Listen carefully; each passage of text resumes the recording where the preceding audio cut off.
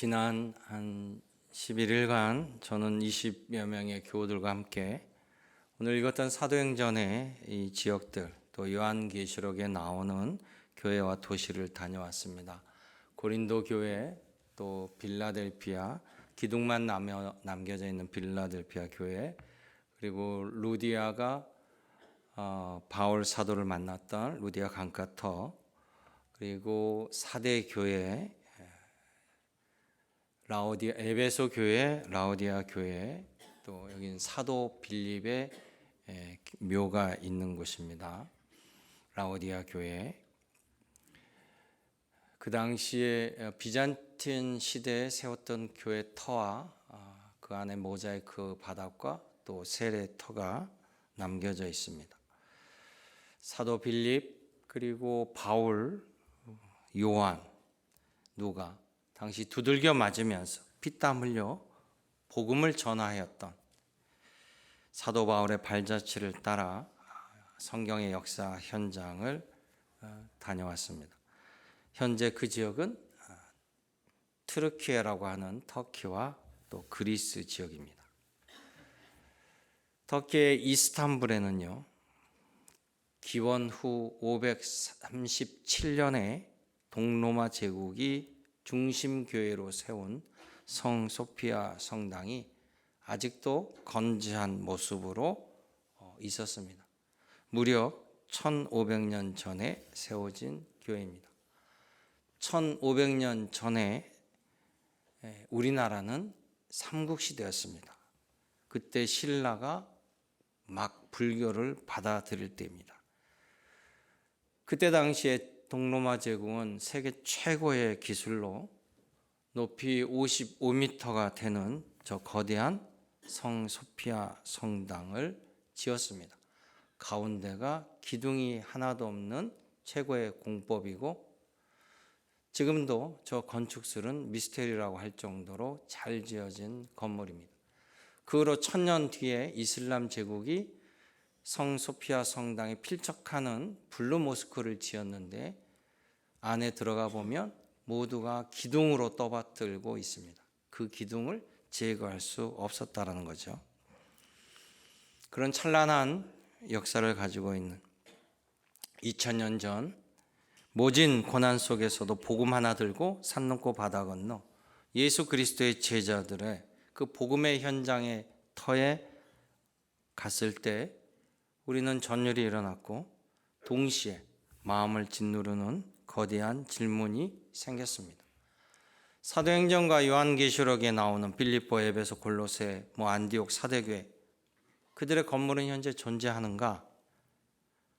존재하지 않습니다. 교회의 터는 모두 폐허가 되고 돌무더기로 변해 있습니다. 초대교회가 있었던 저 터키 지역은 지금은 이슬람 국가고 99%가 이슬람 알라신을 섬기고 있습니다. 왜 기독교의 사도 바울의 수많은 발자취가 있었던 그곳에 하나님은 이슬람을 허락하셨을까? 이 같은 의문의 결론은요, 교회는 건물이 아니라 살아있는 신앙인들의 모임이 중요하다는 사실입니다.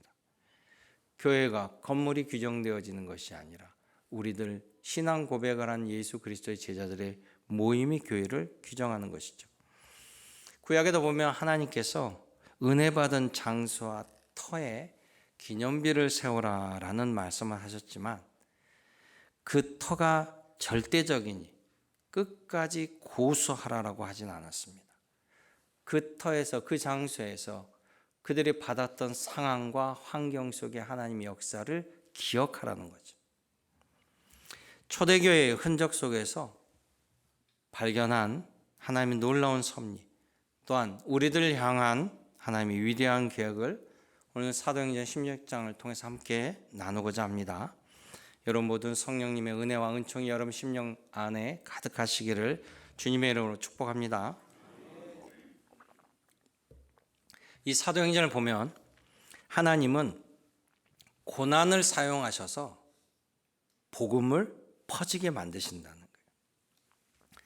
마가의 다락방에서 최초로 교회가 시작됩니다. 예루살렘 교회입니다. 사도들에 의해 세워진 예루살렘 교회. 나중에 예루살렘 교구가 되죠. 그런데 사도행전 11장에 보면 스데반 집사가, 이 예루살렘 교인이었던 스데반 집사가 돌에 맞아 순교하는 일이 일어납니다. 야고보 사도가 불시에 붙잡혀 순교를 당합니다. 베드로 사도가 붙잡혀 감옥에 잡힙니다. 그때로부터 사람들은 살기 위해서 뿔뿔이 흩어집니다. 구브로와 구레네 출신 몇몇 사람들이 중심으로 예루살렘 위쪽에 있는 동네 레바논과 또 시리아 쪽 위쪽으로 도망을 치게 됩니다. 그리고 안착한 곳이 수리아 안디옥입니다. 그들은 유명한 사도도 아니었고 그저 박해를 받아 도망친 성도들이었어요. 그래서 그들은 예루살렘을 피해 도망가면서 그 위쪽이나 아래쪽이나 모두가 다 로마 제국이지만 그들은 예루살렘의 피신을 가면서요, 이 수리아 안디옥에 가서 헬라인들에게 숨어있지 아니하고 그 헬라인들에게 예수가 바로 구세주라고 복음을 전파하기 시작했습니다. 로마 제국의 핍박으로 도망친 자들이 다른 헬라인들에게 복음을 전한 거예요. 그런데 주께서 함께하자 수많은 사람들이, 헬라인들이 예수님을 믿고 신앙인들이 되기 시작합니다. 그래서 안디옥에서 교회가 생기기 시작해요. 그런데 안디옥 교회 사람들을, 그때 당시 주변 사람들이 그 안디옥 교회에 나온 사람들을 보고 저 사람들 참 괜찮은 사람들이네 라는 의미로 최초로 그리스도인이라는 명칭이 영광스럽게 탄생하게 된 거예요. 고난과 핍박 때문에 피해 도망친 그곳이 바로 안디옥 교회가 세계 선교의 전초기지가 되었습니다. 저 지도를 보면요, 예루살렘을 중심으로 길이 위로 아래로 뚫려 있잖아요. 예루살렘에서 핍박을 받았던 제자들이 위로 올라가서 시리아 안디옥 교회를 형성하고, 아래로 내려가면 이집트로 내려갑니다. 이집트 카이로 옆에 항구 도시가 그때 당시에는 알렉산드리아였어요. 그래서 알렉산드리아 교회가 생깁니다. 그래서 예수님 부활 승천 이후에 5개 기독교 교구가 자연스럽게 생기는데, 첫째가 예루살렘 교구, 두 번째가 안디옥 교구, 그리고 세 번째가 알렉산드리아 교구. 그리고 바울과 바나바를 통해서 터키 지역으로 가서 복음을 전하며 당시에 동로마 제국 수도였던 콘스탄티노플에 교회가 생기며 콘스탄티노플 교구, 그리고 베드로가 서로마 제국, 당시에 로마 제국이었던 로마시로 가서 복음을 전하다가 순교하고 그 자리에 교회가 세워지며 자연스럽게 로마 교구 5개가 생기게 되었던 거예요. 특별히 저 수리아 안디옥 교회는요, 바울과 바나바, 실라, 마가 등을 저 트르키의 터키 지역으로 파송하게 돼요.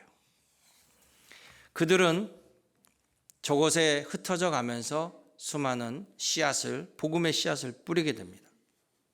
시련이 곧 복음을 퍼뜨리게 되었던 거예요. 만약 아무런 고난과 역경이 없었다면 제자들은 예루살렘 교회에 만족하며 그 복음이 사방 전 세계로 퍼져나가지 못했을 겁니다. 그러나 역경은 그들을 움직이게 만들었고 그들의 믿음을 더욱 강하게 단결시켰고 예수님에게 빛나는 충성을 하게 만들었습니다. 바울은 안디옥 교회에서 파송을 받아 터키 중남부에 가서 비시디안 안디옥이라는, 이름이 동명인데요, 비시디안 안디옥이라는 곳에 가서 복음을 전하는데요, 이 바울은 사도행전에 보면 예수님께서 이방인의 전도자로 세웠지만 처음에는 그런 생각을 확고하게 하지 못했습니다. 그래서 바울은요, 복음을 전하러 갈 때 제일 먼저 유대교 회당을 간 거예요. 왜 그러냐면 본인이 유대인이고 유대교의 율법 학자였기 때문에 자연스럽게 유대인들에게 가서 율법을 가르치고 율법 가운데 예언서에 나타난 그 구세주가 바로 예수님이다라는 것을 설명하기가 일반 헬라인보다는 훨씬 쉬웠기 때문에 항상 회당을 찾아갔습니다. 그리고 복음을 전했습니다. 비시디아 안디옥에도 역시 회당에 들어가서 예수 그리스도가 구세주임을 전하였다가 그들에게 두들겨 맞고 쫓겨나게 됩니다. 이때 바울이 결정하죠. 더 이상 유대인이 아닌 이방인에게 복음을 전하겠다라고 그때 바울이 결정하게 됩니다. 그 이후에 이 바울은 그리스, 로마, 그리고 서유럽을 거쳐 아메리카 대륙으로 오늘 우리에게까지, 이 대한민국 안도에까지 복음이 오게 된 거예요. 성도의 고난은 그래서 여러분 우연은 아닙니다. 하나님이 뜻을 이루는 도구로 사용하신다라는 거예요. 바울이 핍박을 피하여 이곳저곳 쫓겨다녔기에 복음은 한 곳에 머물지 아니하고 전 세계로 흩어질 수 있었다라는 거예요. 여러분, 살아있는 모든 것은 움직입니다. 역동적이고 활력이 있습니다. 그래야만 성장합니다. 히브리서 4장 12절에 이런 말씀이 있습니다. 하나님의 말씀은 살아있고 활력이 있어서 좌우의 날쌘 어떤 것보다 예리하고 혼과 영과 관절과 간수를 골수를 찔러 쪼개기까지 한다. 할렐루야. 하나님의 말씀은 죽은 말씀이 아니에요. 하나님의 말씀은 살아있는 말씀이에요. 살아있는 말씀은 활력적이고 역사한다는 것이에요. 오늘 살아계신 하나님 말씀이 여러분 심령 안에 활력하여 믿음의 성도로 더 굳건히 세워지기를 주님의 이름으로 축원합니다. 두 번째는 초대교회 삶의 현장에 가서 보이는 성전이 무너질 때 보이지 않는 교회가 일어나게 된다는 것을 보게 됩니다. 라오디 교회 사진을 좀 보여주세요. 초대교회 가운데 라오디게아 교회가 있습니다. 저기 보면 저게 그 당시에는 메인 도로예요.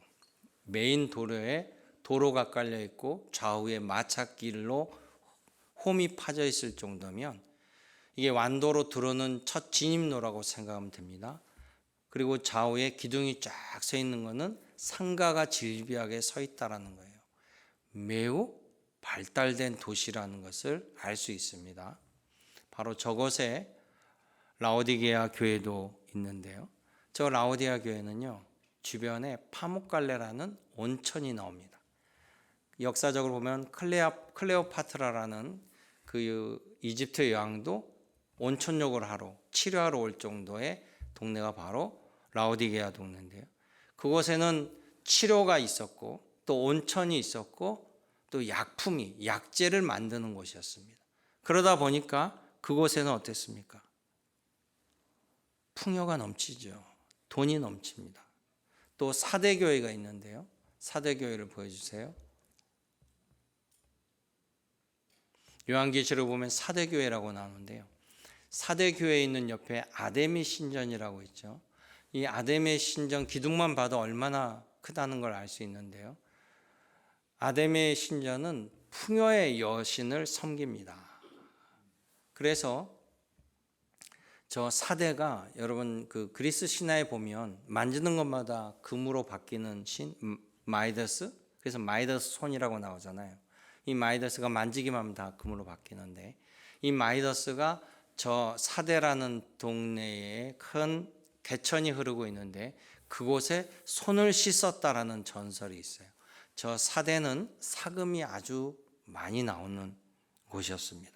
그러다 보니까 지금은 다 폐허가 됐지만 그 당시에는 저 사대 동네 도시 역시 돈이 넘쳐나고 풍요가 넘쳐나는 도시였어요. 결국 풍요와 넘쳐나는 물질은 성도들의 신앙을 변질시키고 타락하게 만들었습니다. 궁극적인 어려움이 없고 간절함도 없기 때문이에요. 또 예배소 교회가 있습니다. 예배소 교회는요, 예배소 지형을 한번 보여주세요.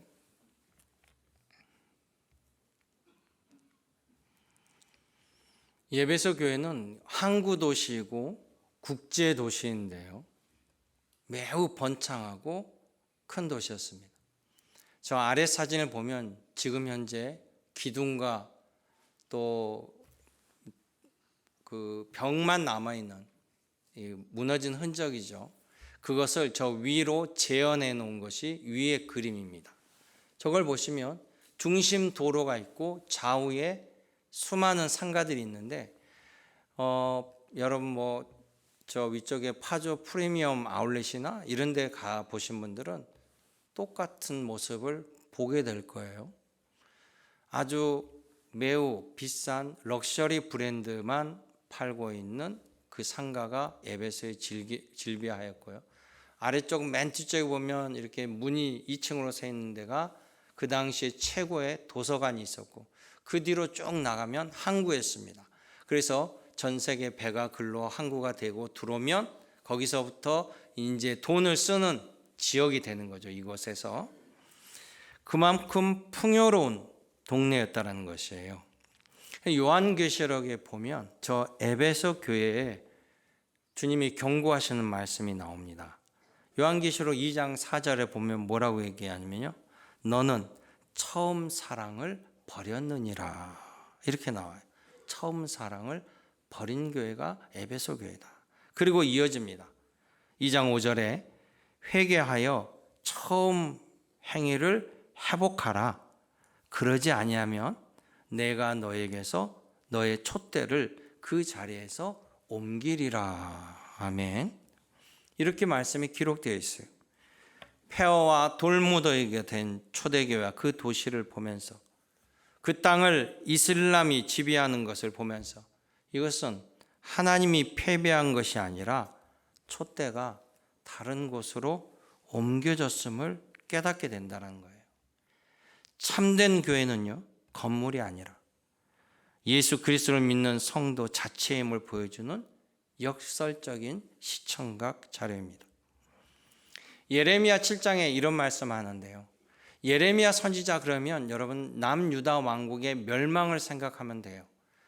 하나님의 백성이었고 하나님의 선민이라고 하는 이스라엘 백성들, 우리는 하나님이 지켜줄 거야, 그런 생각에 사울 왕 때는 어땠습니까? 전쟁에 나갈 때 나중에 밀리니까 하나님 법궤를 부적처럼 갖다가 쓰다가 법궤를 빼앗겨 버리는 수모를 당합니다. 결국 북이스라엘 아수르 제국에 멸망하잖아요. 그리고 150년도 흘렀는데 남유다도 결국 멸망길로 가니까 하나님께서 마지막 선지자를 보내요. 그게 예레미야 선지자예요. 예레미야 선지자는 마지막 하나님의 경고를 전하면서 같이 멸망할 때 함께했던 선지자예요. 그리고 예레미야 선지자 거기에 뭐라고 얘기하냐면 예레미야 7장에 너희는 내 처소 실로에 가서 내가 내 백성 이스라엘 악 때문에, 이건 북이스라엘 얘기하는 거예요. 북이스라엘 악 때문에 그것을 어떻게 만들었는지를 보고하라 라고 예레미야 선지자를 통해서 이스라엘 백성들, 남유다 백성들에게 꾸짖는 장면이 나와요. 실로는 우리 성지순례 1차도 갔죠. 이 실로는요, 출애굽에서 이들이 이스라엘 백성들이 가나안 땅을, 여리고성을 무너뜨리고 아이성을 무너뜨리고 하면서 성막을 모셔놓은, 즉 지금의 예루살렘 성전과 같은 곳이 실로였어요. 그 실로에서 하나님께 제사를 드렸고 또 한나가 아이를 출산할 수 있었죠, 기도로. 이 실로에 정말 거룩한 장소였지만 백성이 타락하자 하나님은 그것을 철저히 폐허로 만들었어요. 그 당시 사람들, 성전이 있는 곳은 절대 망하지 않는다는 그 미신을 주님께서 깨트려 보여주신 거예요. 우리 역시 갔던 실로는 돌무더기밖에 없었습니다. 실로의 폐허는 하나님은 건물보다 오히려 거룩한 백성들을 원하고 있다라는 증거라는 사실이에요. 그 이후에 성막은 성전으로 대치되죠. 성전은 예루살렘 성전산에 있잖아요. 그런데 예루살렘 그 성전도 지금 어떻게 되어 있습니까? 황금돔이 있습니다. 황금돔은 성전이 아니죠. 이슬람 알라신을 섬기는 마호메트가 그곳에서 잠시 승천해서 사우디아라비아로 날아갔다라고 하는 이슬람의 전설을 가진 곳이 바로 성전 자리에 이슬람의 종교의 상징이 저곳에 세워져 있어요. 예수님이 말씀하셨습니다. 이제 더 이상 성전은 필요 없다. 돌 위에 돌 하나도 남지 않고 성전은 파괴될 것이다. 왜? 내가 마지막 희생 제물이 되어서 더 이상 성전은 필요 없다라고 얘기하셨어요. 성전은 왜 필요했습니까? 동물 제사를 드리기 위해서 성전이 필요한 거예요. 예수님은 당신이 마지막 어린 양이 되셔서 십자가의 죽으심으로 말미암아 모든 죄를 사해 주심으로 더 이상 우리는 동물 제사로 하나님께 나아가는 것이 아니라는 거예요. 이제는 예수 그리스도의 보혈로 우리가 모두가 성전 앞에 나올 수 있습니다. 그러면서 예수님은 이제 너희가 성전이다라고 말씀했습니다. 주 예수 그리스도를 믿는 자에게 성령이 임하리니 성령이 우리에게 거하시며 바로 우리가 성전이 되는 거예요. 믿는 자들이 함께 모이는 것이 바로 주님이 함께 하심으로 성전이 되는 겁니다. 그런데 유대교는 여전히 건물에 집착합니다. 저 황금돔을 부시고 제3성전을 지으려고 준비하고 있습니다. 제일 처음 솔로몬이 지었던 성전 파괴되고 두 번째 스룹바벨이 지은 성전이 결국에는 헤롯이 증축하고 파괴된 거예요. 그게 없어요. 그래서 이스라엘 백성들은 지금도 유대교는 저 황금돔을 없애고 제3성전을 짓겠다라고 준비하나 성전은 하나님께서 허락하지 않았습니다. 이미 더 이상 필요 없다고 했어요. 그러니까 하나님께서 이슬람에게 넘기신 거 아니겠어요? 여러분, 예수님의 무덤도 마찬가지. 예수님의 무덤 교회가 있습니다. 이스라엘 가면. 그런데 예수님은요, 내 무덤을 지켜라 라고 말씀하신 적은 없어요. 저것이 바로 세상에서 가장 성스러운 장소라고 하는 바로 예수님의 성묘교회입니다. 예수님이 십자가 지고 끌려가셨던 골고다 언덕, 그리고 골고다 언덕 위에 십자가를 세웠던 그 자리, 예수님이 십자가에서 죽으시고 무덤 속에 묻히셨던 그 무덤까지 모두 아우러서 크게 교회를 지었어요. 그러니 예수님의 성묘교회 안에는 골고다 언덕도 있고 십자가 자리도 있고 예수님의 무덤도 있습니다.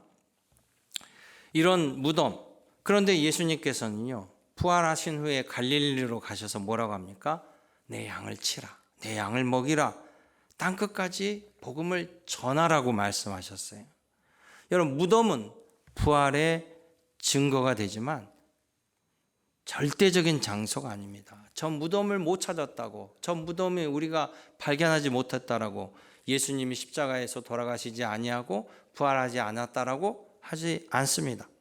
그런데요, 저 무덤은 지금 예수님의 저 무덤과 저 성묘교회는요, 도면을 보여주세요. 위로 본 도면인데 저 칼라가 있죠. 칼라 색깔이, 저 칼라 색깔이 현재 가톨릭 정교의 구교를 중심으로 6개 교단이 서로 점유하고 있습니다. 그래서 가톨릭은 저기 노란색, 그리고 이집트 kop틱 교회는 예수님의 무덤 뒤에 있는 조그만 공간, 또 시리아 정교회, 그리스 정교회는 녹색, 연녹색으로 이 넓은 바닥을 자기네들이 구역으로 청소하고 지키는 거예요. 누구도 내 구역을 침범하지 못합니다. 살벌해요. 그래서요, 자기네 구역 청소하다가 남의 쪽이 넘어오게 되면 청소를 중단하고 비를 들고 싸웁니다. 실제 있는 일이에요. 사제들이 청소하다가 우리 구역 넘어왔다라고 목숨 걸고 싸우는 거예요.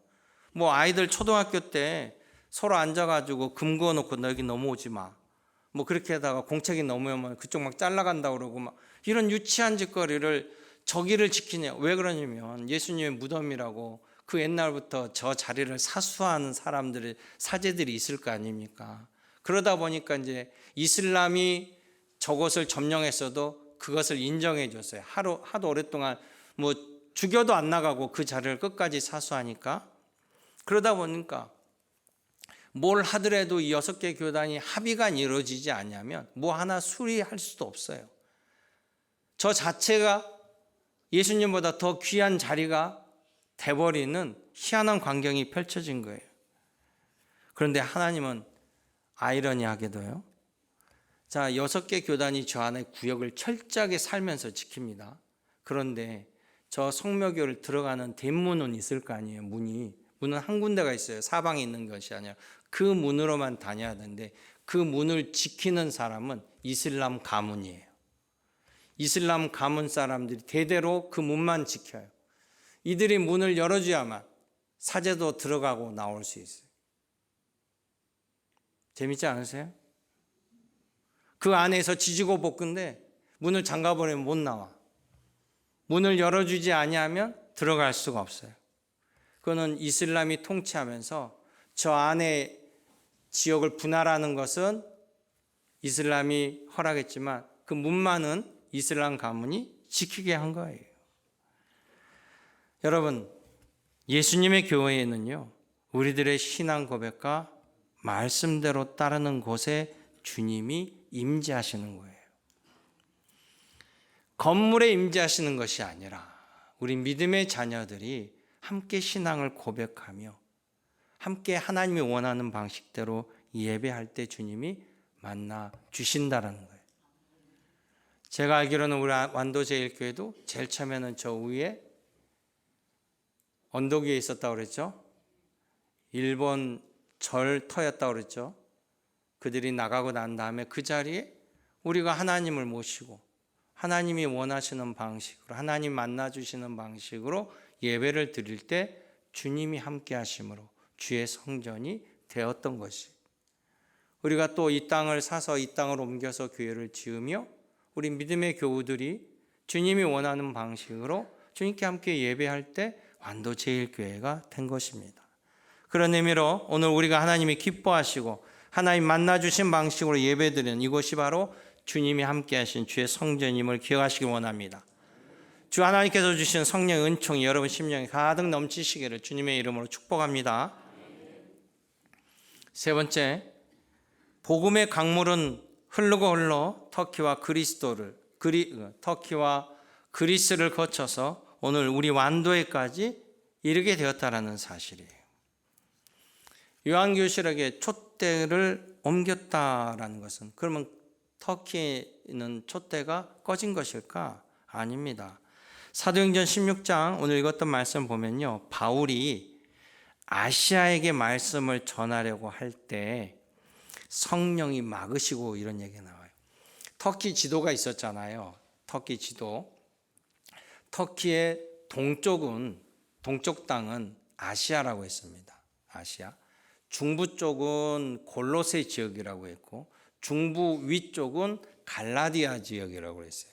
그래서 갈라디아서가 나오는 겁니다. 그리고 이 터키라는 땅은요, 정확히 아시아 끝에 있어요. 그래서 터키에서 동쪽으로 가면 이란으로 또 인도로 중국으로 쭉 아시아가 이어지는 곳이고요. 터키에서 동쪽으로 딱 가면 그리스, 로마로 시작하는 유럽으로 시작되는 지역이 있습니다. 그러니까 바울은 유럽으로 넘어갈 생각이 없었고 저 터키 땅이 워낙 크거든요. 미국 땅만한 크니까 저 중부에서 이제 유럽 쪽으로 갈 수 있는 그쪽 이 터키 쪽에서 동부 쪽에 있는 곳에 소아시아 지역, 그곳에 복음을 전하려고 했는데 성령께서 막으셨다 그래요. 성경에 보면 드로아라는 곳이 나와요. 드로아라는 곳에서 환상을 보는데 이 드로아가 항구예요. 항구. 이 드로아 항구에서 배를 타면 저 지중해 건너편으로 그리스 땅으로 바로 들어가게 됩니다. 네아폴리라는 곳에. 그 드로아라는 동네에 바울이 와서 환상을 보게 되니까 자기는 아시아로 복음을 계속 가려고 했는데 마게도니아, 즉 그리스 땅으로 와달라라는 환상을 보게 된 거예요. 그래서 그 말씀에 순종하여서 바울이 드로아 항구에서 배를 타고 그리스로 마게도냐로 넘어가게 됩니다. 이렇게 복음이 흘러 들어가서 유럽을 거쳐 미국을 거쳐 마침내 조선 땅에 들어왔고, 오늘 이 시간 우리 완도제일교회에서 우리가 하나님을 유대인들보다 먼저 섬기고 구원받는 백성이 되었다는 거예요. 우리 성지 순례팀이 비시디안 안디옥 교회에서 우리는 주일 예배를 드렸습니다. 이 비시디안 안디옥 교회에서 주일 예배를 드리는데요, 이 비시디안 안디옥이 어떤 교회냐면, 바울이 1차 전도 여행을 하고 제일 먼저 이 비시디안 와서 회당에서 복음을 전할 때 그들에게 두들겨 맞고 쫓겨나요. 그때 뭐라고 하냐면, 바울이 하나님, 내가 유대인이 아닌 이방인에게 복음을 전하겠습니다 라고 결단을 했어요. 그 결단한 그 자리에 가서 우리 완도에서 온 우리가 예배를 드렸어요. 그러면 바로 사도 바울이 2000년 전에 결단하였던 그 열매가 우리가 되어서 그 자리에서 하나님께 예배를 드린 것이죠. 놀랍죠? 사도 바울이 다짐한 이방 선교의 시작이 이 터키 땅을 흘러서 거기서 씨앗이 발화돼서 완도에서 꽃을 피운 거죠. 그 사도들이 흘리고 매맞고 곤욕당하며 눈물 흘린 기도의 열매가 바로 저와 여러분이라는 사실. 하나님의 구원 계획은 장세영매이지 않습니다. 택한 백성을 향하여 전진해 나아갑니다. 이것이 바로 하나님의 절대적인 주권적 섭리예요. 여러분들은 그 은혜를 받은 주인공임을 기억하시기 바랍니다. 이제 하나님의 성전 어디 있습니까?